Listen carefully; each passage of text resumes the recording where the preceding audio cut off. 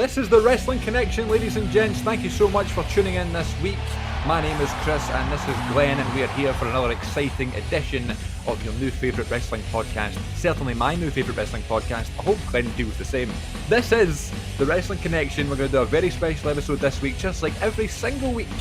There's a special episode as we come out every single Sunday, wherever you have found us on your podcasting outlet. We very much appreciate it. And this episode is going to be about the best matches to take place in WWE in the last decade. And that means the 2010s, if you're keeping score at home. 2010 to 2019. Bugs me a little bit. It's only 9 years. They call it a decade because it's the 2010s, but it doesn't matter. It's fine. Hello again, everybody. Welcome. Settle in, get comfortable, get yourself a wee beverage, or if you're out a walk or something, make sure you look where you're going and you don't stand on any. Stay away from people. Stay away from people. Yeah, social distancing and all that stuff. Yes, we're here. It's going to be a very fun one this week. It's been a lovely day. This fine day. Being outside, wearing the shorts, enjoying the sun. Went for a walk earlier. I was sweaty Betty. How has your early springtime been so far? It's been good, but it does come with its problems and a kind of a dilemma in life, which I like to call: is it coronavirus or just hay fever? And it turns out for me, it was just hay fever. So that's the thing. That's the time that we live in, Chris. Is that with this situation, you can't have like the slightest ailment without having the fear of God put into you that you might be seriously ill. So I can't tell you how many times I've developed like a cough or like a snivel or something and been worried, and then I've been fine.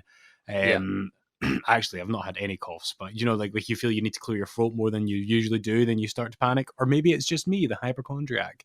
But yeah, springtime is lovely. It's glorious. Walking the dog is nice, but yeah, I could do without the tight throat and the sniffly nose and the puffy eyes that come with all things hay fever. Yeah, I just feel like I'm being judged though if I'm out a walk and I cough. You know what I mean? Oh gosh. Yeah. Obviously, I'm being safe about it, but I don't want to walk up to someone. That's the thing as well. Social distancing, is the best way to do it is just not to see anybody. But if you're walking about somewhere and you're just coughing and sneezing with your mouth open, that's not going to be good in general. No. Never mind in this sort of day and age that we're living in. But yeah, lovely day today. Didn't get a chance to watch much wrestling, but I did watch something this morning when I woke up, which we'll get to, because this week I'll be recommending you your match of the week. So that's pretty much. I've not actually been watching that much wrestling this week. Usually it's like really random stuff, a couple of wee things, but in terms of like the usual nonsense, I've not really been watching that much. What about you? Well, I have still been keeping on with my marathon, which I'm still currently in 2002. Nice. In preparation for this week, I've been watching a few other things from the 2010s. But one thing which I've really enjoyed this week is because I am right after the name change from WWF to WWE, I'd forgotten how ridiculously, wonderfully stupid the Get the F Out campaign was. Oh, yeah. So for people who don't know, on the 6th of May 2002, the episode of Raw opens up with a woman trimming a hedge out in her front garden. Right. Steady. And there's this lovely piano music playing, and she trims this lovely block WWF logo. But then she cuts the F off it. Yeah, she gets the F off. Then douses it in gasoline, much to the shock and awe of her neighbours. Yeah. Lights it aflame. Glenn Jacobs, eat your heart out. And then it's the twigs and the charred twigs make the new WWE logo Get the F Out. But they only get more bonkers. A horrifying creature, which is a man with the WWF logo for a head, walks into a barber. This looks like a joke. Oh my God, that's right. Like, hey, Tony, hey, I need a little bit off the side, And he gets the F chopped off, and then all of a sudden he's the bee's knees. The same horrifying creature walks into a nightclub, and he's trying to flirt with other women, and he's getting rejected left, right, and centre. And then he goes up to one woman and harasses her, and he's like, hey, baby, and all that. this. And she smashes, in true WWF style, a glass bottle over his head, knocking the F off. So he's actually just lost part of his body. Yeah. But now because he's gotten the F out, he is surrounded by women. And that's part of the whole testosterone-driven product of the time, I suppose. And God almighty, then there was a very steamy limousine one, as I recall. But I've really been enjoying that, probably more so than the wrestling. This ridiculous ad campaign at such a They were great, bizarre time. I saw that on Instagram this week as well, and I was like, those ones were so funny. Like those ads. Do you remember when there was like an advert for Raw? And it was like this couple were in bed, and like the wife was kind of wearing this sort of seductive kind of outfit, and she was like, "Come on, let's have some fun or whatever." And the guy's like, "Oh, come on, man, I'm just so tired, I can't do anything tonight." And then she goes, "Come on, it's Monday, it's 9:00." And he goes, "Monday, 9:00." And he sits up and puts Raw on. They were great. Oh, that's brilliant. The WWE had some good ads over the years. I like when they were going 3 hours for Raw 1000, starting with that. They did a great promo when they were like storming I can't remember what it was, but it's one where CM Punk ends up in Kuwait. Yeah, I don't want to go to Kuwait. Yeah. Yeah. Raw starts at 8. Well, I think we have to hydrate.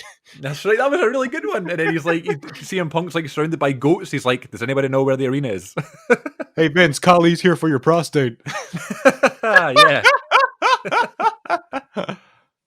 That was good. No, listen, WWE don't get the credit they deserve for the actual creativity around it. You know what I mean? Because the creative style of wrestling storylines get criticised so much, but like the actual like entertainment they produce that isn't a wrestling match is really, really good sometimes. You know? Absolutely, and that's what we're all about here, isn't it? I mean, there's so much you can criticize, and I don't think we're ever for a minute saying that the negative things about WWE or the things they do badly don't exist, or that we're turning a blind eye over it, but it just helps to be a bit more positive, and this is a great example of something they do quite well. I described the Get the F Out campaign as a bit silly, but it's memorable for me in a really good way. You know, it's like, I was always intrigued by that era when I was a kid, so it's fun to watch back and see these stupid adverts. Hey, Tony, I need a little bit off the side. I need to get the F out. Those t-shirts were about for ages, though. Like, remember, everybody used to wear those Get the F Out t-shirts, like the cameramen and whoever. Yeah. They used to wear them for ages, up until like 2004 or whatever. The wrestlers who didn't have their own t-shirts, like Crash Holly and Tommy Crash Dreamer, Holly. wearing them as well. Speaking of obscure wrestlers, ever since last week, all I've been thinking about and watching on YouTube are clips of Rikishi and Tajiri. Oh man! No, wait, which Rikishi? Real Rikishi or fake Rikishi? Real Rikishi, yeah. Okay. Real Rikishi. It's funny. Definitely the better one. I said I'd try and go a week without mentioning my best pal Robert, but he was texting like because of the lockdown. Obviously, we can't all hang out, so every week we tend to play online games like Cards Against Humanity. There's a website where you can play that online, and it's really good. I texted all my pals, like all 3 of them, the other day, and I was like, "Hey, do you guys want to play Cards Against Humanity on Friday night?" And Robert just replied, "Will fake Rikishi be there?" And I could just read it in his deadpan, unimpressed voice. He's clearly been listening to. It's nice to know he's been listening to the podcast, considering I get so many messages. I know, absolutely. He deserves it. I mean, it's a sin that he's not been on this. He's probably the biggest wrestling that I know, and that's saying something because I know you, Chris. I know. Oh, I'm sorry. No, that's great. It's nice to know that Robert's tuning in. So, hello, Robert out there. We love you dearly. And thanks for listening to the show. Speaking of it, I kind of mentioned that's all I've been watching this week. That was a lie, my friend. I found, you're probably going to know about this because on recording day, it's just starting to take off. I found the greatest Twitter account in the history of mankind this week. I found the greatest Twitter account in the history of Dude Love. Okay, well, mine is better. I preferred Mankind. Well, Cactus Jack isn't you? Well, sorry, never mind. Chris. That was a terrible joke. What were you going to say about Cactus Jack? I don't know. It's the Three Faces of Holy, Mankind. I know. Love. Anyway, not my audience. Go on. Are you familiar with the wrestling legend that is Ravishing Rick Rude? Yes. He had the greatest entrance music and the greatest hip gyrating movements known to man. I think I know what you're going to tell me. I think I know it, but go. So I found a Twitter account this week. It's called @RickRudeSells. And there's this thread on there, which is Rick Rude sells atomic drops. Have you seen this? Have you seen it? Yeah, I've seen one clip of it. I'm Right. now on the Twitter page. Oh my god. It's a whole thread. And I think the whole page is just about Rick Rude selling Atomic Drop. So for those who don't know, there's two variations of the wrestling move, the Atomic Drop. There's one where you kind of pick your opponent up in like a spine buster, but instead of like dropping their opponent on their back, you put your knee out and you kind of crotch them on your knee, and then you have Yeah. an inverted Atomic Drop, which is like a back suplex. But instead of going all the way back, you put them back down on their feet, but you stick kind of like your knee out and connect with like their coccyx, like their kind of tailbone sort of thing. That's your two variations of an Atomic Drop. There's videos on this Twitter account. I want everybody to look at it right now. At Rick Rude Sells. And there's just different variations of Rick Rude selling these two basic moves. And it's honest. I spent about an hour the other day watching them. There's one that my God. Ric Flair gives him. There's one he's wearing a suit. It is hilarious. This is brilliant. There's one that's just been posted. This is the reason I was away from pointing my face away from my microphone there, because I kept laughing as you were talking, because I just see him selling the same Atomic Drop and he's doing this wee arse wiggle. It's so funny. It's weird. It's like he needs to go to the toilet. Or he's been and it's all gone too wrong. Oh man, I just thought it was brilliant. Whoever the process of that is hilarious. Someone's been watching Clash of the Champions from 1992 and saw this move and went, "That's a funny way to sell an Atomic Drop." Watched another Rick Rude match. He sold it the same way and made a whole Twitter account about it. That's brilliant. Whoever's created that, I salute you, my friend. And if I was thankful for something this week in wrestling, that would be my choice. Wow. Do you know our friend of the show, Santino, should have been doing this? This is right up his street. Yeah. You said the word thankful. Oh, you want to go there? Let's do it right now. I like it. Well, we can do. I mean, you're the one that brought it up. No, I did bring it up, and you're right. Let's do it right now. Okay, folks, cue jingle. What I'm thankful for in wrestling this week. Oh, yeah. This week, Chris, I give this a lot of thought. I always do. And here's how I want to phrase this. This week, I am thankful for the early days of wrestling websites. Nice. Now, this is, as it often is with me, it's personal and it's nostalgic.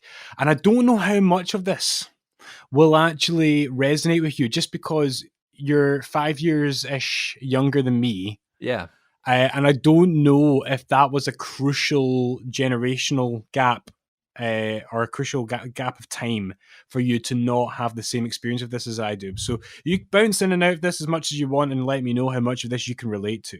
Okay. But we're going to go back to like the late 90s, the early noughties, where the internet was slowly becoming a thing that more houses started to have, but it was still something that was mainly in the more fortunate households. And it was the late 90s when my household got our first dial-up connection. You know dial-up, Chris. Yeah, of course. Yeah. I've heard about it. Yeah, you've heard it now. So I have early memories. The only two websites I would go to in like the late 90s when I was like 7, 8, 9 years old were the Beano website, because I was an avid reader of the Beano. Okay. And WWF.com. But of course, back then, WWF didn't just have WWF.com. They had TheRock.com and StoneCold.com. They had separate websites instead of like the superstar profile page. So the big stars, like the Hardy Boys, I think, had their own website, and you could go on all of these ones. But going online was just not the kind of ubiquitous thing that it is now. It was something that you did occasionally, because especially with dial-up, that meant that you didn't have access to the landline, and because most people didn't have mobile phones, cutting off the landline for an hour was a major inconvenience. So getting online regularly was something special. And Robert and I knew a guy in school who we're actually still pals with, called Billy, and he was in primary school with us. And he must have been one of the first people to get internet, because, as you know, for a long time, Raw would only air in the UK on a Friday. So that's 4 days after it originally broadcast in the States. Yep. But Billy figured out that not only could he go online to read about Raw, but it meant that he could find out what happened on Raw before it broadcast in the UK. So this was my first ever experience of a spoilers. And for weeks, we thought he was magic. We thought he was psychic. Right. Of course, because he would come in. And I distinctly remember the one that I remembered a few examples of this, but the one that sticks out in my memory was the episode of Raw where DDP shows up for the first time. Oh, yes. I love it. I just remember the Tuesday morning in the playground at primary school, Billy saying, and we'd all been about P7 at this point, Billy saying, yeah, see you on Raw. I bet I can tell you what's going to happen. See, this guy is going to come out to Undertaker's music. He's going to be dressed all in black and he's going to take his mask off. I don't think he actually knew it was DDP because I don't know how clued up he was in his WCW at the time. Yeah. So that took us a while to figure out what he was actually doing. But then the more ubiquitous online became, and when broadband came in and the more access I had to the internet, the more it became just this rabbit hole, as it often is today. I remember Googling Kane unmasked for the first time. Chris, Oh, man. the thrill of doing that in the year 2000. Not Wow. knowing that if I just Googled fake Diesel or Isaac Yankem would have got a much better picture. Yeah, But exactly. there were fan websites where people who'd taken the odd picture of him outside a venue or an airport had uploaded and they were blurry and grainy. I used to stare at these images for ages, trying to see where the scars and the burns were, you know? And then years later, you'd go up to him and go, Kane, you give me nightmares. Oh, yeah. Well, thankfully, he was wearing his mask then. So I know, exactly. He took it off by taking me a picture. I still remember the first time I put WWF.com in and it said, you're being redirected. We are now WWE.com. Talk about getting the F out. Wow. And then throughout most of the noughties, the early noughties, I didn't have access to watching Raw and SmackDown anymore at that point in my life. And it was like after my parents had divorced and so we didn't have digital TV or cable or anything like that. So every month, my mum would have to work a Saturday in her office. And so I would go in with her just so I could go on WWE.com and catch up on a month's worth of stuff just to read about it and look at pictures. But the biggest thing that I can't not mention, and this is the thing that I don't know if it was just my age group particularly, or if it bled into your year group and beyond. And this was the fad online in the early noughties and the late 90s of South Park wrestlers. Oh, geez, absolutely. I made personal projects in primary school, and I did one on wrestling, and all the images I used were like South Park wrestlers. Fantastic. So I doubt that anyone who listens to this doesn't know this, but Yeah. it was one of the earliest wrestling-based crazes online was that you would Google it and there would be websites where people would make up famous wrestlers in the style of South Park animation. And it would always be cool because if somebody had a costume change, like when Kane went from the full bodysuit to the kind of singlet, you would want to see if they'd made a South Park character of it. And I had just assumed that it stopped in the noughties, like when I stopped looking for them. And then I Googled it today and there's like loads of modern ones as well. It hasn't died. Oh, really? But we used to print them off. And there was a guy that used to go around my playground who would print them off and sell them. As if it was like, sell them for your lunch money. And you wanted them because they were cool. They were cool to look at. So I was originally going to just say that I'm thankful for South Park wrestlers, but I realized that there was something quite special about my experience of the early days of wrestling online in the late 90s and in the early 2000s. It's what kept me in the loop for wrestling for a long time and kept me connected to wrestling for a long time. And I hope that other people out there, if you're listening to this and if you have fond memories of South Park wrestlers, get in touch. It's maybe I'll get Jamie to do or ask Jamie kindly to do a special South Park version of us for the Wrestling Connection cover. That'd be fun. I bet he can do that. Please? Jamie can do anything. I need a new profile picture. That would be perfect. Can you just put that out as for your work as well as like an 8x10? Yeah, exactly. I'll start selling it. Yeah, that's a great story, great choice. In terms of, I didn't quite make WWF.com. I must have, the first one I would have went on to was WWE. But I don't really remember like my really early days of the internet. I was mad for the computer. I remember sitting with my dad and playing computer games for hours. Like we had like a SpongeBob SquarePants game and brilliant, all these educational ones and a Yu-Gi-Oh one. And I had WWF Raw for the PC because it only came out in the PC. And then Raw 2 only came out on the Xbox for some reason, but whatever. Yeah. But I had the Raw game, and it was weird like controlling the actions because I was so used to the PlayStation because I was very lucky I had the PlayStation when I was younger. And obviously the buttons were like the analogs and like R1, L1, that sort of thing. But for WWF Raw on the PC, you had to use like the arrows and the keys and that sort of thing. And I just didn't connect with it at all. And even to this day, I'm not a big gamer. I'm not into games. And I think that kind of started it back in the day. I just couldn't figure out computer games. But in terms of early wrestling websites, there used to be a website called Obsessed with Wrestling. Any memories? Okay. No, it doesn't ring a bell, but that's not to say that I never ventured into it. Yeah, it was definitely the first website that I went onto that was like a sort of third party website that maybe wasn't as official as say a YouTube or a MySpace or whatever, or Bebo at the time. And it was called Obsessed with Wrestling, and it was the first time that I got to see people's real names. Of course. So I'd like search, there was like a search engine, and I searched The Undertaker, and then like a picture of like Undertaker in the ring, but next to it would say Mark Calloway, and it would say like where he was born, how much family he's got, what height he is, and it was just like a way to kind of get more information about the wrestlers. Yeah. So that was an early memory, and the other one I remember is LimeWire, which couldn't be more illegal and couldn't be more dangerous. It filled everybody's computer with viruses. But I remember downloading loads of stuff I shouldn't have been downloading. In terms of wrestling, but also in terms of other stuff that I thought was wrestling. I tried to download the first season of Tough Enough. Right, this is maybe 2007, right, 2006 or 7. And so a few years after Tough Enough. Well after Tough Enough, like Tough Enough 4, the MTV show had already finished by that point, Yeah. But it was the first season that came out on DVD in the US anyway, and it was quite a rare DVD, and it definitely didn't carry over here for like that long anyway. And I always wanted to see it. I remember watching it at the time, like on TV and that sort of stuff, when I was really, really young, but I didn't have like the clear sort of memory of it. So I saw it as a stream on LimeWire, and because at the time, like LimeWire could do no wrong because it was giving you pictures and like there was old ECW footage you could watch and TNA stuff, and it was brilliant. First time I ever saw the Inferno match between Undertaker and Kane from Unforgiven '98 was the worst quality video ever. But my dad downloaded it for me and was like, "Oh, look at this new thing! Here's a way to get Undertaker versus Kane matches." And can I just say, by the way, everything you've said about your dad over the last few weeks in this makes him sound like the best dad in the world. He's a great dad, yeah, he is, of course.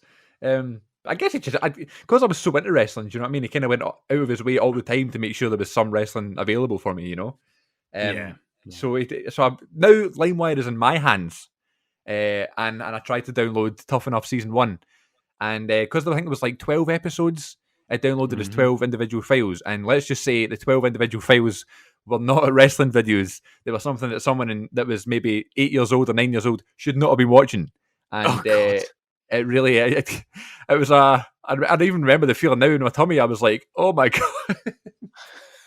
I got all like flushed, and I had to go next door, and I was like, oh, Mum, listen, I've been jumping about next door, that's why I'm all sweaty. But yeah, so that's early internet memories for wrestling. But good choice though. I agree with you in terms of like trying to find information about stuff, which is, we kind of talked about that before about Power Slam. Like that would be like the physical version, but the online version for sure were those sort of dodgy websites and WWE.com itself. Absolutely. So yeah, it's I still think about those days. The internet was simpler and less stress inducing. Well, not for you, it bloody was, because you were downloading all sorts. But for me, it was simple. It was regimented. It was sparse. Yeah, and it didn't have all the negativity that you've got now. Absolutely. But yes, that is what I was thankful for this week. Chris, is there anything you'd like to recommend? Funny you say that, Glenn. It's time to recommend a match to all the lovely listeners. Wrestling recommendations, wrestling recommendations, wrestling recommendations. Match of the week. Oh yeah. Okay, so this week I have gone a little bit different in terms of, when I say different, I mean a kind of like a hidden show that not a lot of people kind of talk about for all that I'll get into. But it's definitely a show that I've never gone back to watch, really, for not because of the reason that kind of surrounds it, but just because I just haven't gone back and watched it. And I kind of mentioned a couple of ago that I've been kind of watching some mid 2000s kind of stuff in terms of Ruthless Aggression, and I was watching the pay-per-views in terms of going pay-per-view to pay-per-view. I was like watching the individual stories progress over the pay-per-views. Which is something I did when I was a wee bit younger, and I thought it was a good idea. It kind of helps me brush up on some things that happened at that time. So I was I watched the Undertaker and Batista rivalry from 2007, and that sort of thing. I don't even know, was that my match of the week last week? No, it wasn't. I was the John Cena and Shawn Michaels one I recommended last week or the week before. That's a good example of that. Watch those ones, So I'm further on in 2007 now, and I'm starting to realise that 2007 wasn't that good of a year, actually. No, I mean, well, yes, this is your segment, but you're right. For obvious reasons, it's it's kind of overshadowed by that one thing. Yeah. And that's kind of the thing that I kind of was talking about before. This match is from Vengeance 2007. Right. And which was the first one. It was entitled Night of Champions, Vengeance Night of Champions. It was That's like the right, first yeah. time that every title was going to be on the line. My God, like on this show, there's like the cruiserweight titles on the line. It's Chavo Guerrero versus Jimmy Wang Yang. Yep. And I was like, Jimmy Wang Yang. I hadn't seen him in ages. And in this match, it's just like the absurdity of this gimmick is ridiculous. It's literally an Asian guy who has moved to Texas and wears a cowboy hat and those kind of like suspenders things that like cowboys wear, I guess. What a random gimmick. And he was a really good wrestler as well. He was a great wrestler. The gimmick is so... I hate to say this, but it's typical of Vince McMahon, who loves to poke fun at overemphasized racial stereotypes. And Jimmy Wang Yang was kind of like that, because there's this tendency in media, especially of that time and before, to take Asian people and to make them almost seem like buffoons or stupid when they try and embrace a Western culture. Yeah. You see that in cartoons from that era, and it's a bit sickly to look at. But Jimmy Wang Yang, do you know what he does now for a living? No. He runs his own party bus and party van company, and he uses the Jimmy Wang Yang name. Of course he does. Why would they not do that? That's a perfect thing to do after wrestling. So, for all the horrific, borderline, well, let's just say it is racism, and Absolutely. for all the and for the cultural appropriation and all the terribleness associated with that gimmick, at least he's got a sound business out of it. Apparently, he's doing really well. That's good. It's nice to see when people were like successful to a certain degree in the wrestling business, and then like find success out with the wrestling. That's always cool to see, Yeah, absolutely. And yeah, it doesn't need to be like a big example like The Rock or Batista. Scotty 2 Hotty is a successful fireman now. Spike Dudley is a teacher, which is what he was before he was a wrestler. Yeah. Was Gene Snitsky not a teacher as well now or something? I don't know. I don't know if he's a teacher now, but I saw that he has an incredible beard now. Yes. And if something bad was to happen in the school, what would he say? Can I beat you to it there? Yes, you did. That's exactly where I was going.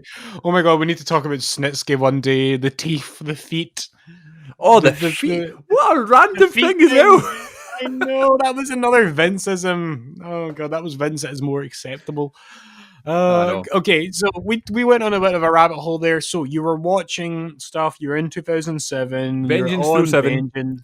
Yeah. Okay. The match of the week does not include Snitsky, believe it or not. For God's sake. That's not my fault. My choice for match of the week. My choice for match of the week is the main event of Vengeance 2007, and it is the WWE Championship Challenge, and it is John Cena defending his WWE Championship against Randy Orton, Bobby Lashley, King Booker, and Mick Foley. What? In a fatal 5-way match. Incredible. So at the time, that's a normal main event for pay-per-view, no bother. But now I hadn't watched it in ages. I don't know if it's because of the whole circumstances behind this pay-per-view, the fact I've never went back to it. I've been very I don't know. It's not that I condone anything that anybody did around this time, but I've always been okay to watch Chris Benoit's matches, right? It's never been I've never been embarrassed to watch them or affected by them. I know a lot of people are, and I totally get that. And I would never judge anybody for being kind of feeling uncomfortable with sort of watching him and talking about him and that sort of thing. But I think something in my mind just self-consciously was that's a bad show. That's a dangerous show. Don't go near it, right? There's just bad connotations around it. So this week I ended up going back and watching it, and it's not a great show, right? As I talked about, Chavo versus Jimmy Wang Yang. There's the Hardys versus Murdoch and Cade. There's Umaga versus Santino. But Santino had just debuted, so he had no moves. MVP wrestles Ric Flair on the show, which is quite cool. But it's just not a good show. Nice. And the Batista and Edge for the world title, and it was Batista's last chance. But the main event is really just so much fun. It's obviously at the time, no one knew anything, around what had happened that weekend. We were just doing the show as expected, but just one of the competitors never showed up. So as far as they were concerned, they were just running a show, So this match randomly has Mick Foley in it for the WWE title. I don't know why Mick Foley's in it. Brilliant. No one ever talks about this one because maybe the connotations, but it's literally wall to wall, bell to bell action the full way. There's no slow moments. There's some really cool spots. There's some ruthless aggression golds in there. Everybody has their own stuff. King Booker, right? So at the time, I just absolutely hated the Booker T for this. Hated him. He was like the number one heel for me. There was nothing anybody could tell me, that would make me like him again. The whole King Booker thing, the entrance, the music, the character, the weird accent, the fact he beat Rey Mysterio for the title, all that stuff. I hated him. Yeah. And even to this day, anytime I see the King Booker thing, I hated him so much. I still roll my eyes, right? But I hadn't really watched him since, right? Why would I? Why would I watch King Booker? So watching this match and seeing Booker T come out in this character, I was howling. It is brilliant. He's so funny. He comes brilliant. out and he's been a king and he's like doing these wee sort of like 2 steps and posing with his pinky in the air. And he's speaking in this English accent because he's royalty now. It's brilliant. And I wish like I was this age watching that character in its prime because I would love it. It's so much better and more entertaining than whatever he was doing before. It's so funny. This is the thing, because, I think Booker T's in the Hall of Fame now, rightfully so, twice. And I think a lot of people point to his WCW stuff, and I don't think he gets enough credit, really, for his comedic stuff, because I'm just going through the early stuff of Goldust right now, which is what everyone points to. Obviously, we've just had the Austin and the supermarket thing as well. Yeah, of course. Which has become a great coronavirus meme, shocking scenes in Asda during the rush for toilet roll, But yeah, Booker T was great. But it's funny you say that, because I was 15 when King Booker was a big character, and I hated him at the time as well. Right, okay. And I was that little bit older, but looking back on it, he's hilarious. He's a real highlight of the year. Brilliant, man. So a total random. The only reason I'm recommending this one is because it's so left field for me. Like I hadn't seen it since. And I wish I had, because it's a lot of fun.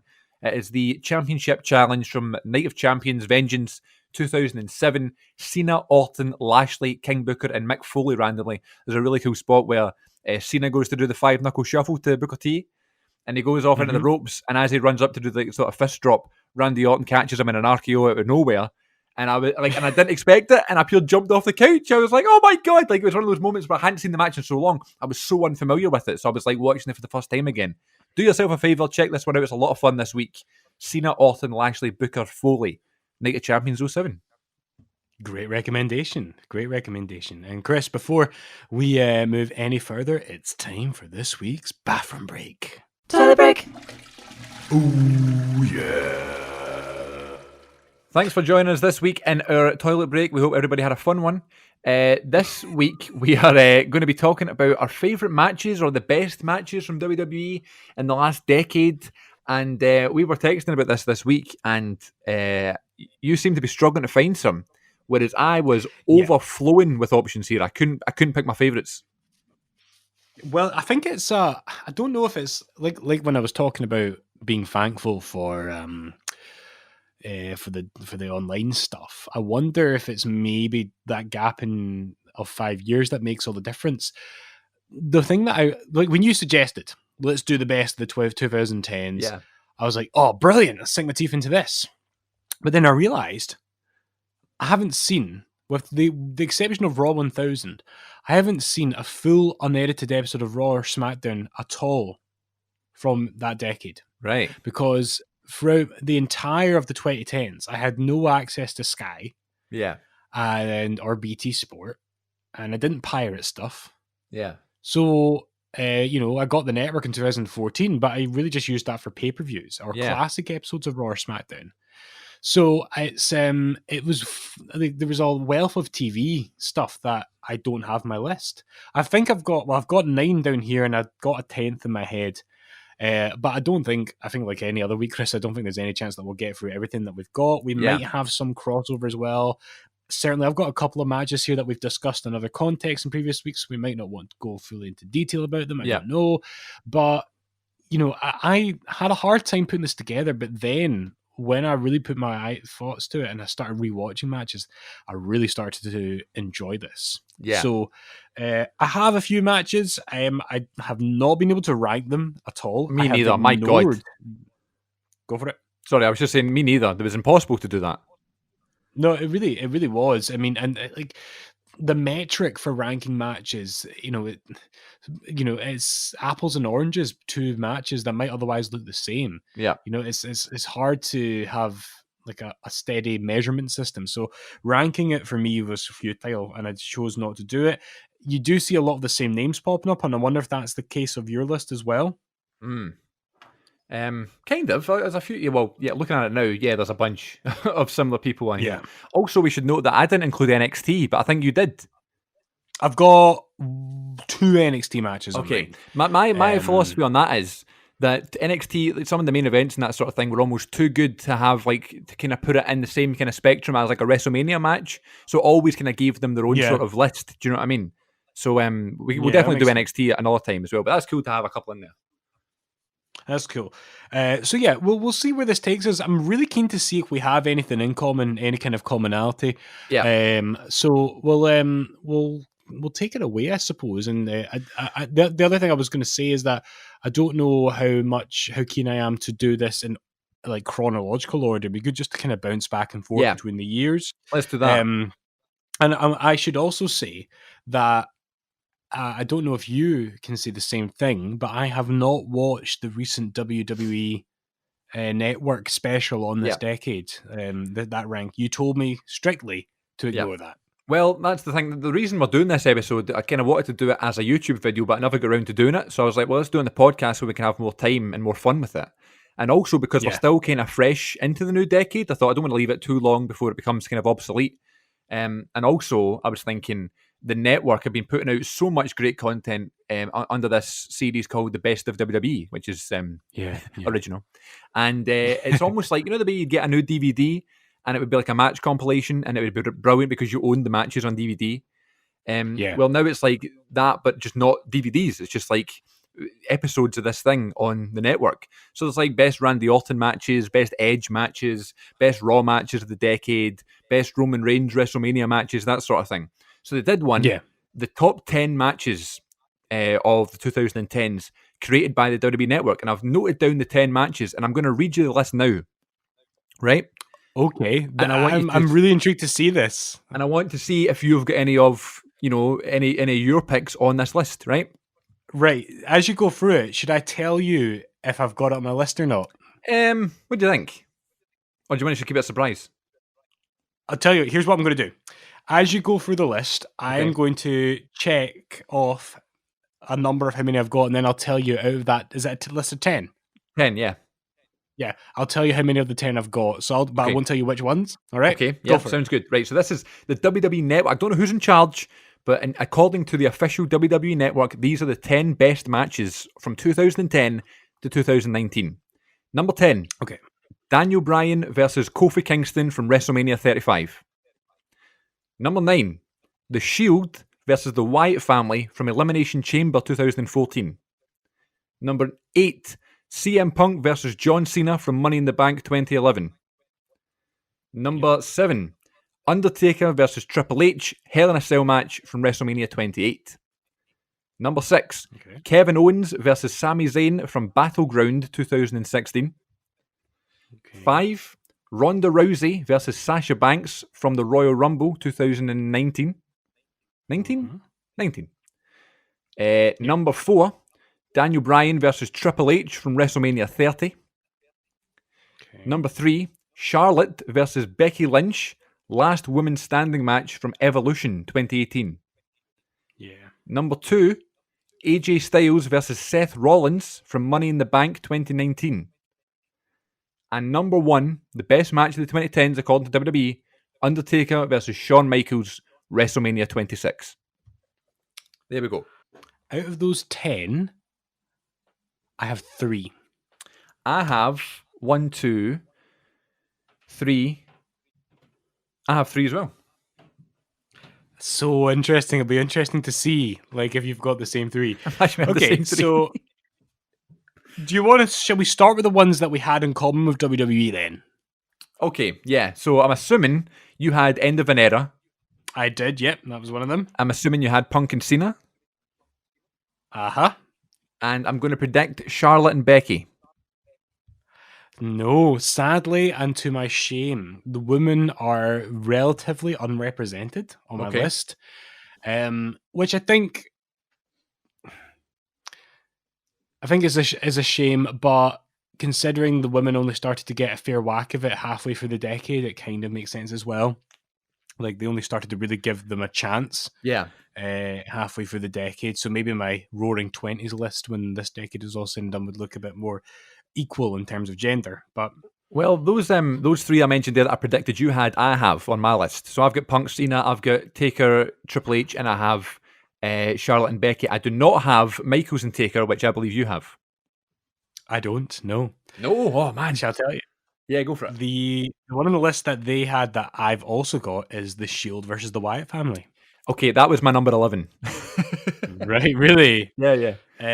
It's funny. So when I was reflecting on good matches of the decades, the first thing I was doing was thinking of singles matches, and then I had an epiphany like 2 nights ago when I realized that tag matches are a thing. Yeah. And then I thought, well, the Shield had the best like tags, 6-man tags on the main roster, like throughout that entire decade. They came Yeah. into the picture in 2012, and a couple of reunions later, they had their last sort of stand in 2018 was it, when just Yeah. before Ambrose left.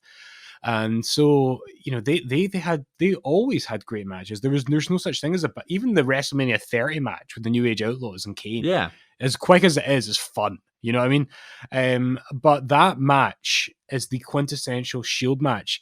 I remember a few weeks ago, Chris, you were talking about the Roman Brock match from Yep. WrestleMania 31 and how you like to show that to non-wrestling fans. Mm-hmm. If I were to show a match to non-wrestling fans, I would consider heavily going with the Shield and the Wyatt family. Good show. This was a time like when they were dominant factions, but they were largely kept separate for a lot of the time. They had briefly crossed paths before this in the build-up to Survivor Series 2013, and then they would end up teaming together. But they didn't really cross paths until the build-up to this match. And technically speaking, they were both heel factions, but the fans didn't care. Mm-hmm. They just knew it would be an awesome match, and they started chanting as such before the guys even touched. Yeah. It is a non-stop explosive roller coaster with some insane stunts, and it's a very simple story. They want to be the dominant faction. And I remember as the Wyatts make their entrance, Michael Cole, I think, reads a tweet that Luke Harper had sent out earlier in the day, and it wasn't, "This is Tuesday," you know what that means. It was, or Sunday, I should say. It was, "You pretty boys picked a lovely hill to die on." I thought, oh my God, that's so Wyatt. And it made me realize, and there's a couple other matches on my list that make me think of this, how good the Wyatts were in those first few months. Yeah, and my how God. much hate there was around them. And the one other thing I'd forgotten, I had in my memory, in my mind said the Shield had won this match, but Wyatt pins Roman. That's right. I know he pins Because Roman. Yeah, and because Wyatt's the one that goes on to have the match with Cena. Yeah. There's Roman and the other boys in the Shield that really are, you can tell they're starting to get behind Roman because he'd just come off having that moment with Batista at the end of the Rumble. Yep. But it's an excellent match. So, and it's a roller coaster. And I think that's a good match to suspend your disbelief and just to see it as this wacky arcade sport that is pro wrestling. And I would show that to a non-wrestling fan because the characters are memorable. You've got these cool guys that are in the SWAT gear, but all three of them are distinct. And then you've got the Wyatt family. Enough said, these creepy Manson family-esque hillbillies.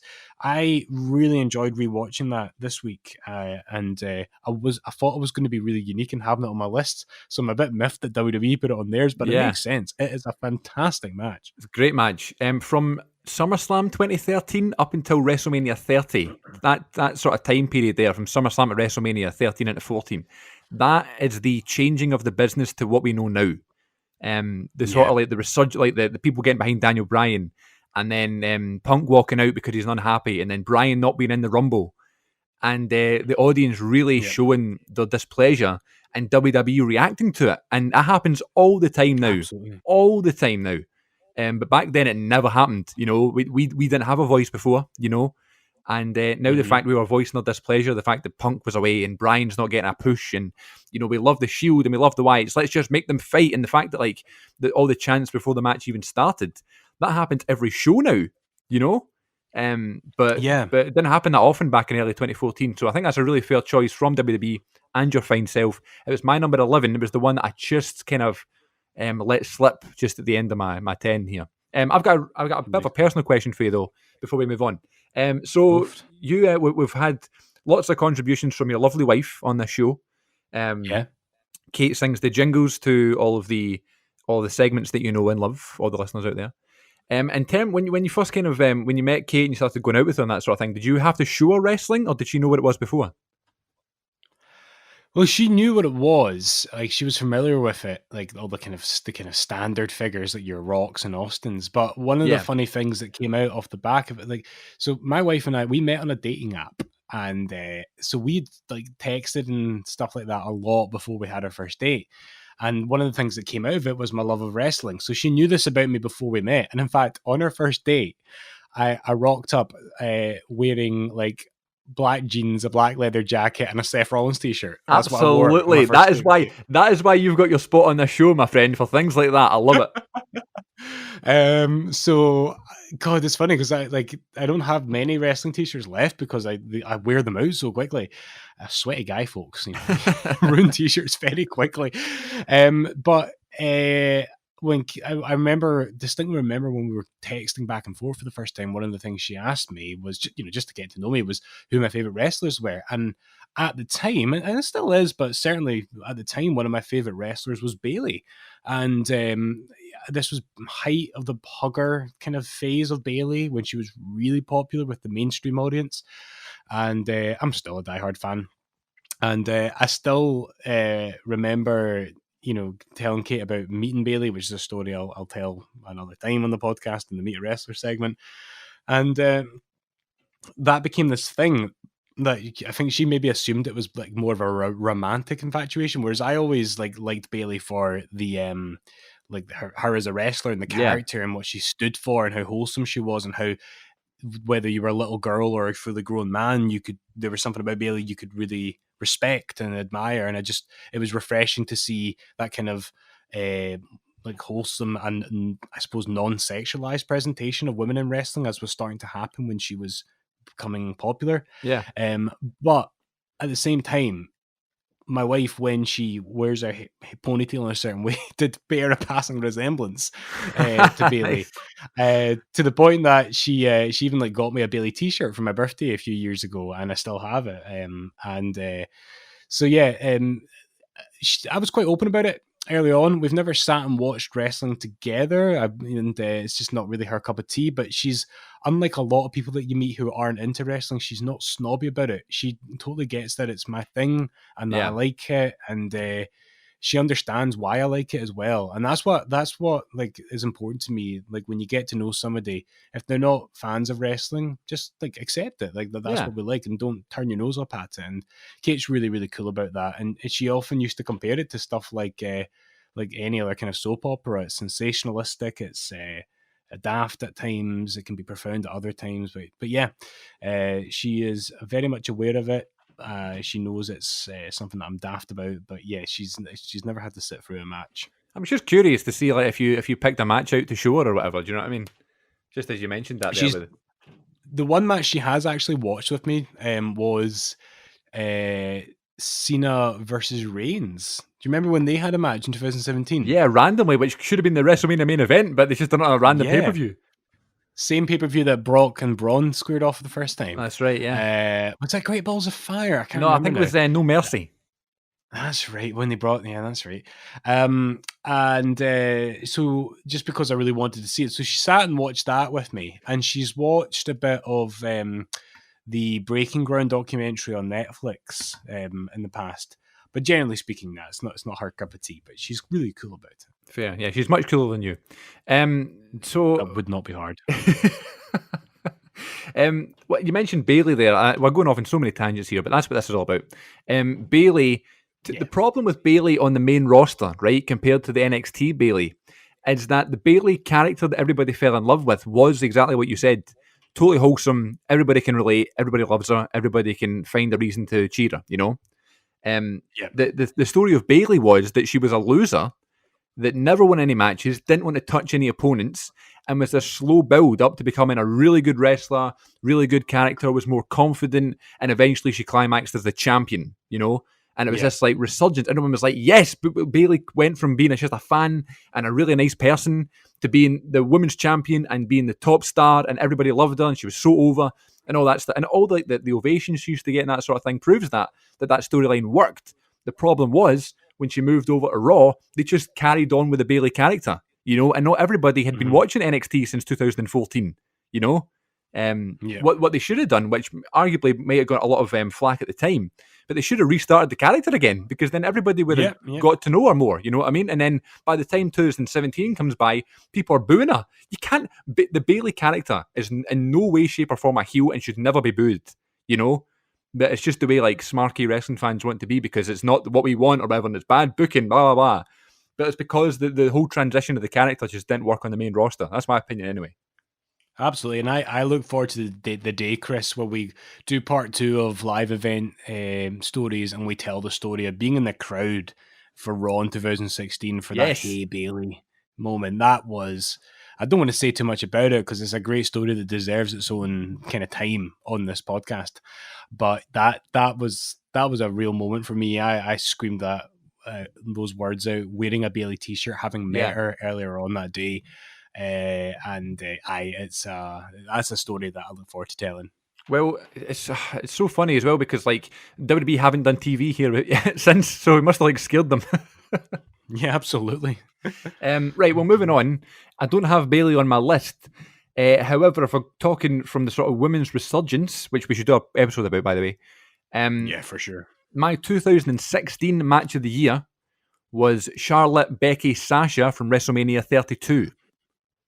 That was very close to being on my list. It just missed it, but that's an excellent match. The best match of that night. Yeah, absolutely. And it's one of those ones where, like, not only is it a great match, but it just means so much. All three characters / wrestlers are all great. They're all over as anything. And the reaction in that stadium isn't like, oh yeah, we're seeing a really good wrestling match. It's like, this is excellent for the business and for women's wrestling and just for, you know, women entertainment in general. And the match is great. Even, I mean, people sort of roll their eyes the fact that Ric Flair was out with Charlotte. Like, they're saying, oh, they can't give the women the spotlight. Ric Flair has to be there. That's not why Flair was there. Do you know what I mean? Ric Flair was there to give a bit of credibility to it and make Charlotte feel more important than she was at the time. But then she wins this match, and she's such a star after this because she's the first women's champion in years. Because they changed over from the Divas title. And it's just, there was something about that introduction. Lillian Garcia introduces it. It's for the women's championship. And it was just a big deal at the time, and I love this match. It definitely stole the show at a time where women's wrestling did not steal the show. So it's a big deal for me, and is on my list big time. It's very deserving, that match. I remember watching that Mania live, and I remember when the broadcast started, they'd unveiled the new women's title and made this announcement on the pre-show, which I'd missed. And I believe it was Lita who made the announcement that they were scrapping the term divas, except for the reality show, and they were going to have this revived, gorgeous-looking women's title, and they would no longer be divas, and they would be superstars. And I remember being so happy at this and so excited, because it was one of the last lingering things that made me embarrassed to be a wrestling fan, was that it was 2016 and we were still kind of subjugating the women and, you know, portraying them in this very patronizing, condescending way.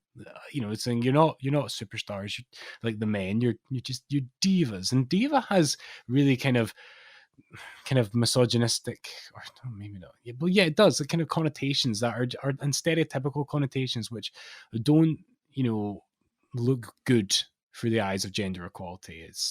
It panders to these stereotypes of feminine behavior, which just aren't helpful and don't have any standing in society today. So it was right for them to scrap that term. And I really, when I look at Charlotte's career, I think that was the first page of the chapter that she's on now. I feel like the last 4 years of this royalty, this stardom, this Hall of Fame career that she's forged, this chapter started that night. We speak about Bailey. I heard an interesting theory on another podcast where people are talking about things they could do to make Bailey work in the main roster, and someone had suggested that they should have introduced Bailey as a surprise on this night because a WrestleMania crowd would have popped for her. Yeah. And then the night after would have popped for her, and you don't necessarily need to give her the win, but it would have been a better way to introduce her. Because her introduction eventually in the main roster was a bit clunky. But not to digress too much, like that match was excellent. I still think about straight away that incredible moonsault Charlotte pulled off during that match. As far as I'm concerned, Charlotte's the best women's wrestler of all time. Yeah, I don't think there's any question about it. I mean, in terms of full package and just lineage and main event feel and all that stuff, and what she's already done to what she's going to do in the future, there's no question she's the best women's wrestler of all time. I totally agree with what you were saying about the diva connotations. What I will say to that is, and I totally agree about scrapping the term, but what I don't like is that the term diva is now like a sort of is a bad term in wrestling now. The divas back in the day were awesome. Like, see Trish and Lita and whoever, Christy Hemme and, Ashley Massaro, Maurice, Michelle McCool. They were awesome. And they were always, like, featured heavily on the show. Maybe not in a wrestling, point of view, but they were always big characters and they were always, featured a lot because they were so beautiful and they were such, and talk about Lita and Trish being so over, almost more over than half the guys in the roster. So I don't like how it's like a bad term, I totally get, why they should have patched it, but I don't think it's a bad term. No, I mean it's of its time and it's kind of exists now as a time capsule. I think the reason I have a problem with it is because it does hark back to that time, and for all the awesomeness of for every awesome moment with women's wrestling in that era, there was something that you would wince at. So for every time you would see Lita and Trish in the main event, or Lita and Trish having like that great match Unforgiven 2006, or like just Trish's run in general, for like and trust me, watching this stuff right now as I'm going through it, like I'm skipping through. I can't tell you how many lingerie matches or like paddle pool matches I've skipped through just because I can't bring myself to watch it. I think it was a bit of a mix, but the good stuff was really good. Like especially when around the time Mickie James came in. Mickie James, another one. Stacey Keibler, Tori Wilson. They were such good characters and brilliant personalities. So we love the divas. We love everybody in the wrestling industry on the show. You want to give us one now?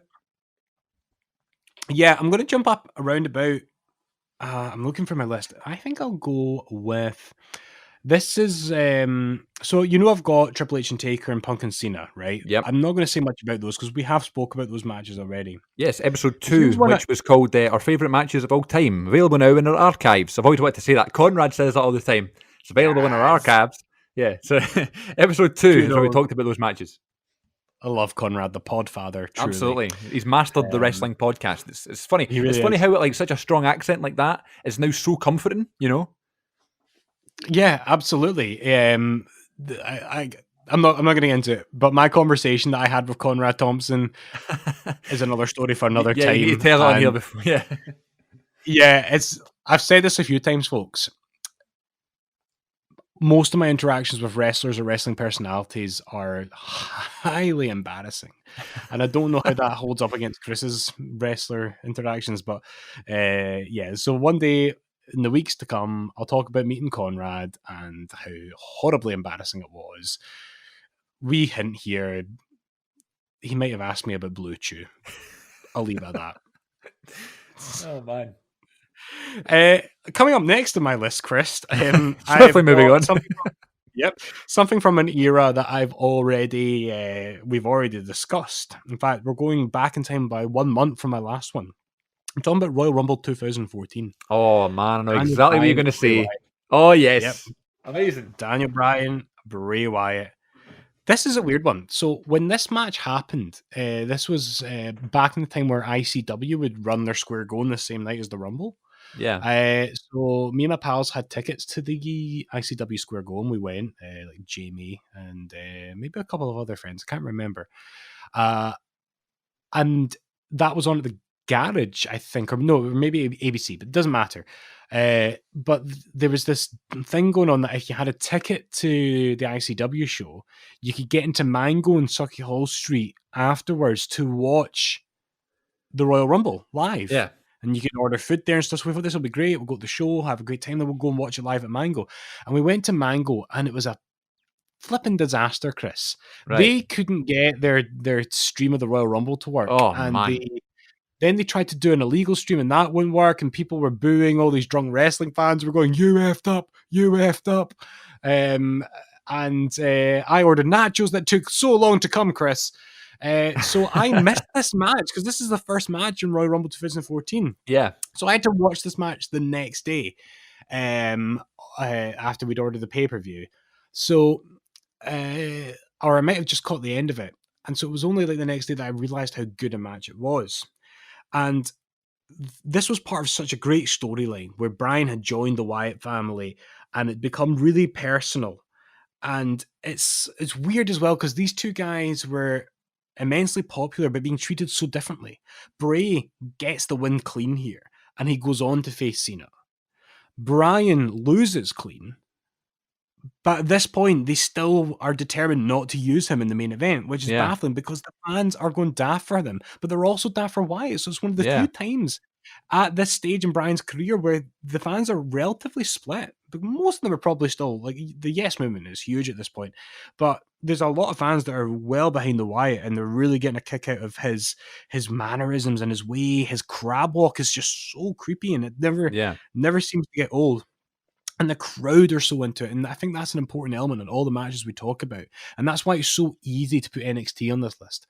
Because a hot crowd can make all the difference. Looking no further than Rock and Hogan. And I'm going to make a weird comparison here. I'm going to bring up something that's always bothered me about certain matches. I'm going to compare this match. And this might seem really weird. But I'm going to compare this match to Eddie Guerrero and Kurt Angle at WrestleMania 20.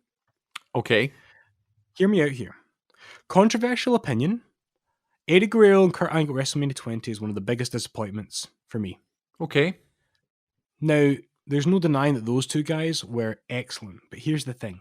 Think about that storyline. Think about the build-up to Eddie Guerrero and Kurt Angle. It got personal. They brought in Eddie Guerrero's real-life struggles with his addiction problems. It was vicious. It was a horrible, in-your-face, typical soap opera angle. So I'm tuning into WrestleMania 20 and I can't wait to see these guys rip each other apart. And then they have a wonderful scientific match. Yeah. It's not very aggressive. It's a technical masterpiece. And in isolation, if you didn't know the build-up, it's a fantastic match. I'm sure you'd agree. Yeah, love the finish. Yeah, great. A fantastic finish. Typical Eddie. Love it. But the match always disappointed me because it just didn't make sense to me. Now, you know Daniel Bryan. In fact, you've met the man twice. Yes. You've made him laugh. He could have a technical wrestling match with a brush and it would be a Dave Meltzer 5-star Tokyo Dome classic, right? Mm-hmm. And so he could easily do that with Bray, but he doesn't. This match doesn't start off with tie-ups and takedowns. It is physical from the word go. And it makes sense because these guys had blood. You know, they had a real dirty blood feud at this point. Brian had infiltrated the Wyatt family and turned his back on them and, you know, taken advantage of Bray's trust. And that's what I like. I like it when the story makes sense. And that's something that I would say to the people who were, you know, crapping on Edge versus Orton. Yeah. Because from WrestleMania this past year, that made sense for the story. Sure, it was empty arena. We didn't want that. But I didn't want to see Edge in a technical masterpiece this WrestleMania with or without a crowd. I wanted to see an aggressive fight because that's what made sense with the storyline. And that's why it always will baffle me that Triple H versus Randy Orton at WrestleMania 25 went down the route that it did. Yeah. Oh, man. That's the biggest disappointment in my lifetime for me. Absolutely. Yeah, true. So, you know, that because it makes sense, because it's intelligent, that match it was a privilege to rewatch that. And again, much like the one I mentioned before, it would make you feel disappointed to think about what happened to Bray Wyatt until last year when The Fiend was born, because he was so good for so long and then it just fizzled. But now I love that match so much, and it's kind of what I was saying earlier on about, like, that was the first time they started listening to us, or the first time we kind of voiced their displeasure, you know, the fact that they weren't listening to us. The pop Daniel Bryan gets in that match is unbelievable. And Yeah. the crowd are behind both of them, and it's one of those ones where it's a split crowd, but we like Brian a little bit more, and we know you're not going to go with him, so we're going to cheer him even louder. I love that match, and Absolutely. believe it or not, that was my number 12. Was it? 10. No way. Yeah. Fantastic. Right, hit me up with one. I wonder if we'll have any more in common. Give me another. Well, there's 3 matches in particular that I couldn't believe weren't on the WWE official one. And one of them is John Cena versus AJ Styles from SummerSlam 2016. Wow, because I also have John Cena versus AJ Styles, Right. and I couldn't decide which one to go with, so I ended up settling on Royal Rumble 2017. Yeah, both of them are let's excellent. Talk about, it's a split here between them, and I think it was really just... Do you know what? I could easily change my mind, but you brought this one to the table, so tell me a bit more about that match and why it deserves a place on your list. I love both those matches. The Royal Rumble 2017 one is great because they never leave the ring. Like, they have the whole match within the ropes, and it was such just an interesting match to watch, right? And they had the whole sort of story of Cena going for the 16th world title, which I love, and I think that's great. The reason I prefer the SummerSlam one is not only is it a match that you never thought you'd see, I believe they did have one before this. I think at Money in the Bank, which AJ won, I believe, by Gallows and Anderson getting involved. And then there was like a tag match at another pay-per-view, and then this sort of rematch now. But this felt like more of a bigger match because it was SummerSlam. And, when you think of WWE around that time, especially the whole sort of tenure of AJ Styles being in TNA, John Cena was always the main guy in WWE. So you'd go, okay, well, AJ's the top TNA guy, Cena's the top WWE guy. It would be cool to do a dream match and put the two of them against each other. Then when AJ turned up on the scene in WWE, we're now having this match now.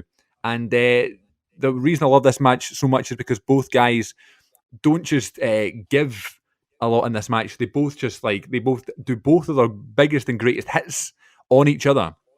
It's a showcase of both guys, and then AJ wins clean. And I'm not saying that because, yes, John Cena didn't bury him. I don't believe in that at all. It was at a time where WWE were telling us, the fans, that, okay, we've heard AJ Styles' name for so many years, we've finally signed him. And you know what? We've finally realised how good he actually is. You were right. Yeah. And then the next month at Backlash, he won the WWE title. He beat Ambrose for the world title. And this is the start of that. So I love this match because it's a match you never thought you'd see. AJ wins and goes on to win the world title. That's my pick. A great choice, and I think pretty much you've summarised why I've got a Cena and AJ on my list. It's the only reason I think I lean towards the other one is because I love the story of Cena going for 16, and I love the finish of it. I love Cena winning it as well, because by that point they'd really established AJ, so it didn't damage him to lose in the manner that he did, especially because he was a bad guy at the time. So it was it was fine, for him to lose like that. And it's funny to think that's before his year-long title run. That was his first title run. It was awesome. And then his year-long one as the babyface, he was so great. So it's just cool to see that match, those two styles being together. I'll just quickly say the other two Cena matches I've got on my list. I don't need to go into them. The other one I've got is Cena versus Daniel Bryan from SummerSlam 13. Yep, got that. Which is funny because we're kind of talking about Bryan around that time, and that was like, my God, they're finally going to go with him. Oh wait, we're swerving, taking it off him. But the match is absolutely so great. And Cena wrestles that with one arm. That's incredible, and that's one of the like in my notes here. That's one of the things I've written about this, is that they really took advantage of that injury and turned it into a great story. And wrestling is all about storytelling. And I also love that match because I talked about how the Bryan and Bray match had to be aggressive, but this match didn't need to be like that from the word go. So it makes it, because this was two baby faces. It was about respect, and so it starts off as a technical classic, but then it becomes aggressive and it evolves into an all-out fight. And it's and the story of the arm is just really good. The finish, the fact that Cena wins clean, Bryan wins clean, was unusual to see at that time. So that's on my list too. And I love how the story is the arm, but they're also trying to Bryan's trying to prove how good of a wrestler he is, and how Cena's not, And what I love about that one as well, the whole point behind that match is just because Bryan was getting so popular. Like, Cena came out on Raw and he was allowed to choose his opponent for SummerSlam. And there was no indication other than the fact that Bryan was just on this sort of winning streak and he was getting massive ovations. But there was no Bryan winning a number one contenders match or anything. Nothing like that happened. Cena just came out and was like, I hear the crowd. I choose Daniel Bryan. The place goes mental, you know? It's a great Yeah. sort of wrestling moment, and they lead to this brilliant match. I wish they'd let him keep it, though, till maybe the night after, just because it kind of ruins it a little bit with the cash-in after. I still love the cash-in, but I think it's Bryan's night because he wrestles a perfect match here. I'll tell you a quick story is that I was abroad. I was in Eastern Europe when this match happened, so it was All one of right. the few SummerSlams of that era that I couldn't watch live. So I watched it the day after on a really, really dodgy Eastern European website and really low quality. And it cut out just after the match. Oh, no. And so for about a day, I thought that Bryan had just won the title and that was it. And it was only about 2 days later that I've learned that the cash-in had happened. That's brilliant. Yeah. That's hilarious. The only other Cena match I've got on my list is from Raw on May the 4th, 2015, I believe, 15 or 14? 15. Yeah. And it is John Cena versus Sami Zayn. I thought you might say that one. On the John Cena US title open challenge. And it's one of my favourite matches of all time for two reasons. One, because of the absolute guttural ovation and reaction that Sami Zayn gets, because one, it's in his hometown, but it was also that sort of like NXT was just getting popular and like it was really taking off. And this is before the first big takeover in Brooklyn. And we all loved Sami Zayn or whatever, right? So we knew Sami Zayn for all these reasons because he was in NXT and we started to be a big fan, that sort of thing. And then Bret Hart comes out on Montreal, and Cena was doing these open challenges where he was inviting anybody from the back to come and challenge him for the title. And he brought out some great matches in Dean Ambrose and Wade Barrett at the time and Cesaro. And it really like let these sort of under guys at the time get to show, themselves in a sort of main event, multi-segment match with Cena. And that's why Cena's so great and doesn't get the credit he deserves, because he was able to make all these guys look great. Damien Sandow was another one. Stardust, wonder what happened to him. This one is Sami Zayn, and we had heard rumours that it was going to happen because it was his hometown. But obviously you go, right, okay, it's just rumours. Do you know what I mean? But then Bret comes out and he starts talking about it, and it's almost like the crowd are kind of like, we love it, but it's not going to happen. And then Bret kind of mentions NXT, and the crowd are like, oh, hang on a second, and they kind of get bigger and louder. And then he mentions someone that has been fighting from right here in Montreal, and the place goes, oh my God, it's actually Sami Zayn. And then he says Sami Zayn, and the place goes absolutely mental. And you've heard like big ovations before, but this comes from like the gut. Like this is like I love this ovation. And then that's reason one why it's one of my favorite matches of all time. Then before the match even gets started, Sami Zayn tears his shoulder out of his socket. Oh my God, yeah, because he's doing his wee arm thing, isn't he? He's and like his entrance, posing. he pulls his whole socket out, his whole shoulder out of his socket, and he can't use his left arm.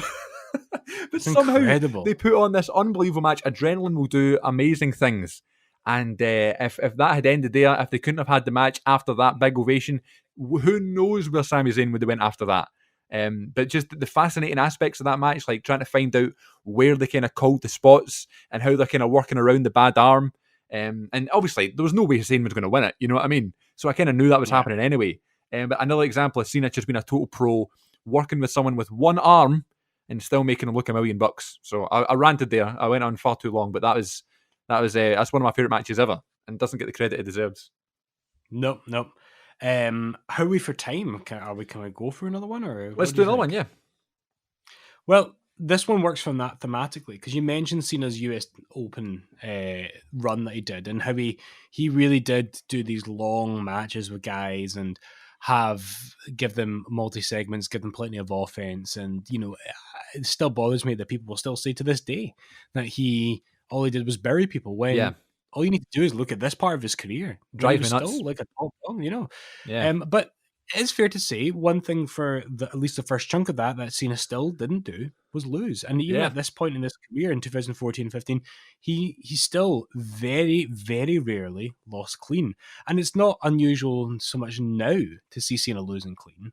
On the odd chance that he comes back in the last 2 or 3 years. But certainly then, he was still quite indestructible. The only difference was that he was working with different guys and he was holding a mid-card title and he was given exposure to different guys. Yeah. Then Kevin Owens shows up. Oh, yes. And they have a match at Elimination Chamber 2015. And they would go on to have more. And you mentioned with the AJ match how they never left the ring. The same thing could be said of this match. Yeah. And it was non-title, but it was champ versus champ because Owens was the NXT champion at the time. I was excited for this match just because I'd looked at the Sami Zayn one and his other open matches that I'd seen clips from, and I just expected a 5-star classic. But Cena was going to win because I didn't even think Owens was going to stay on the main roster at this point because he was the champion. I just feel like, they're just showcasing more talent. Everybody wins. And they go on and they have an excellent match. It's really exciting. And then Owens wins clean. And in my mind, that is one of the first times. That's what really, for me, that was a turning point in Cena's career, because that's when it became acceptable that he could lose clean. Yeah. And it made his matches a little bit less predictable in terms of outcome. Cena gets powerbombed. Owens pins him 1, 2, 3 clean. I still remember feeling so shocked, but delighted at the same time that it happened. And that's on my list. It's not got a particular number. It's not ranked in any way.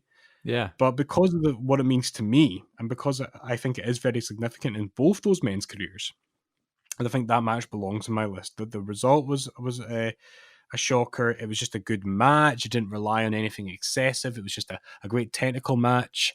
And it was a brilliant way to introduce Owens. Yeah.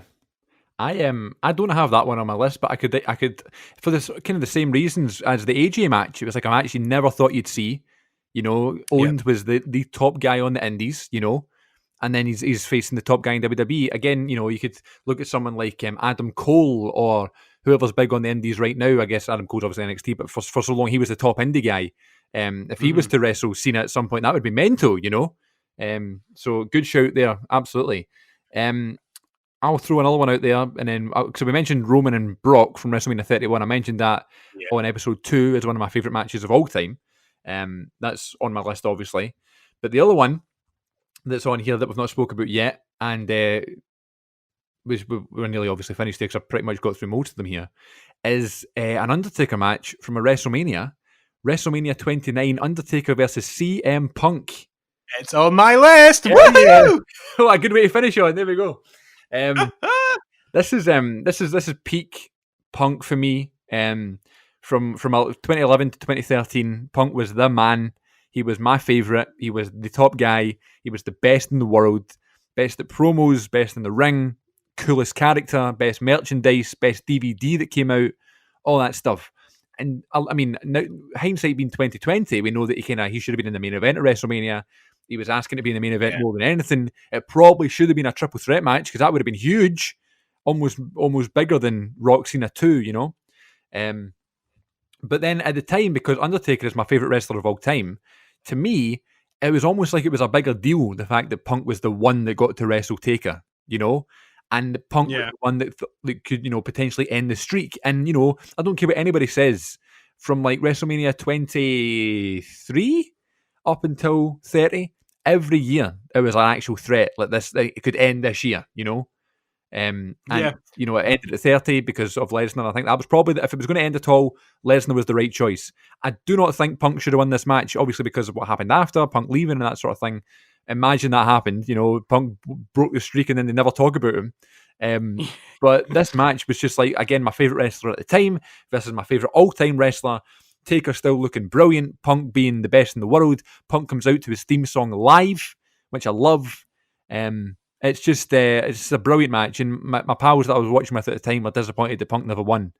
But I knew, Punk was going to be fine. You don't need to beat The Undertaker at WrestleMania to be a star, And no. This match is as close to a 5-star match as you'll get because it has nostalgic points to it.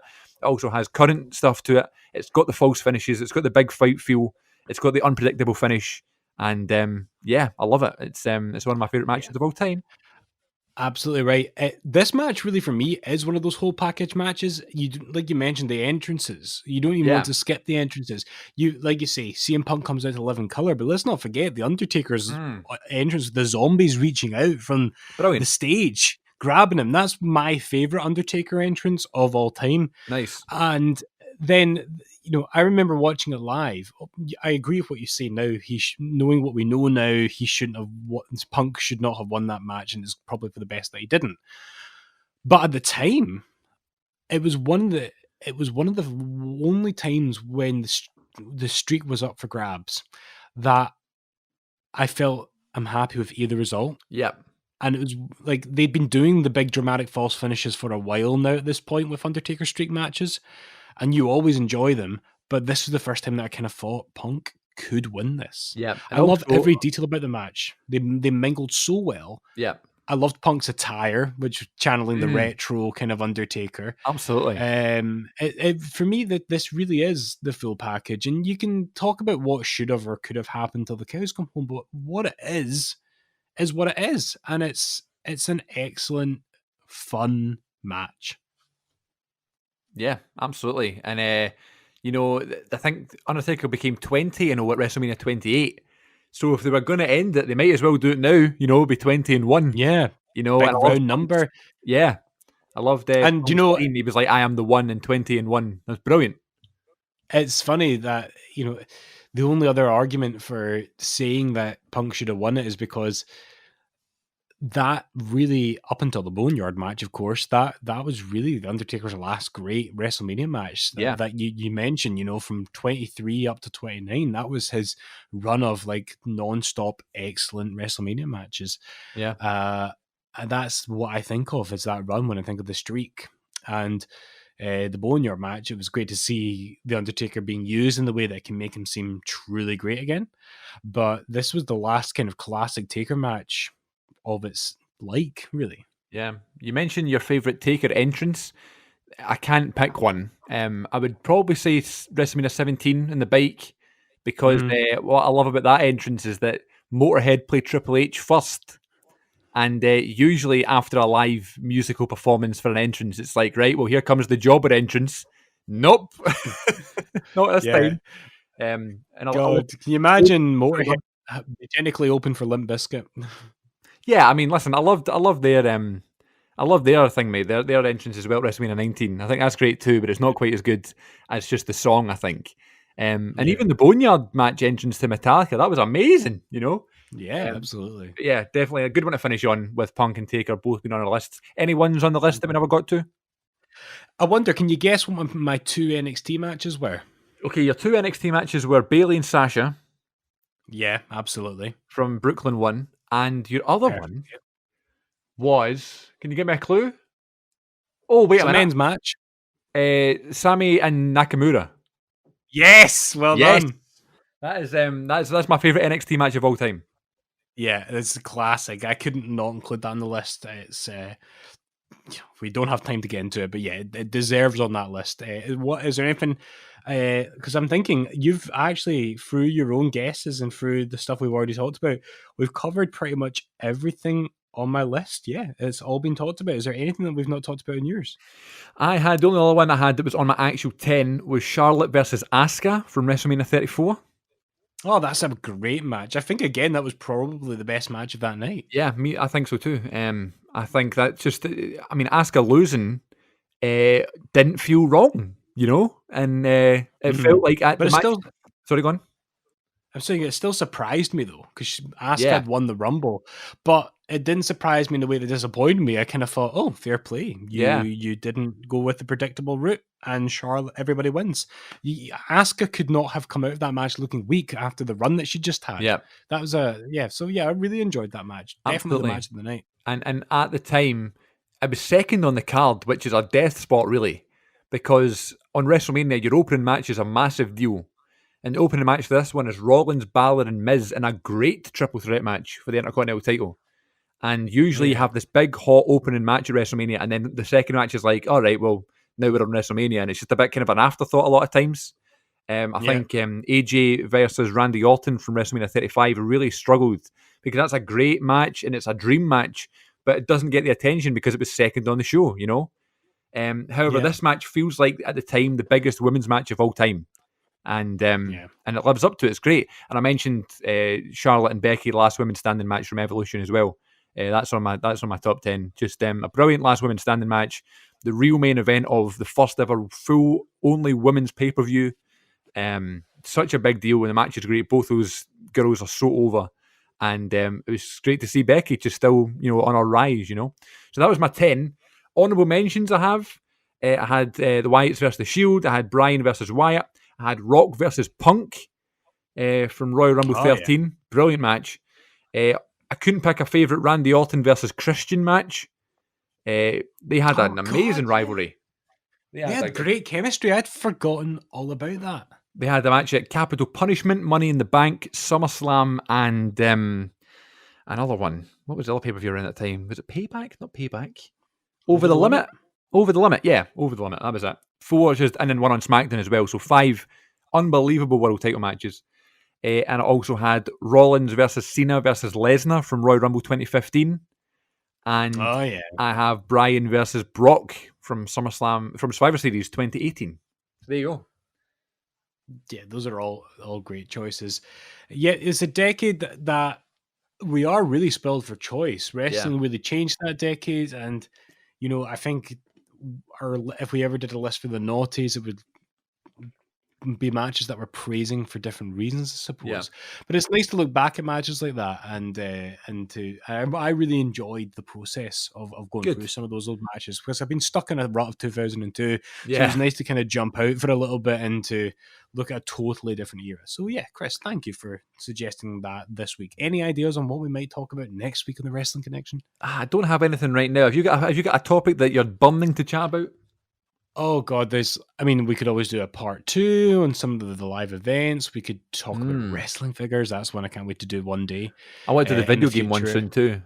Video game one, oh God, dude, I could talk about that. Would be the Glenn show, but I'm sure you've got plenty to say.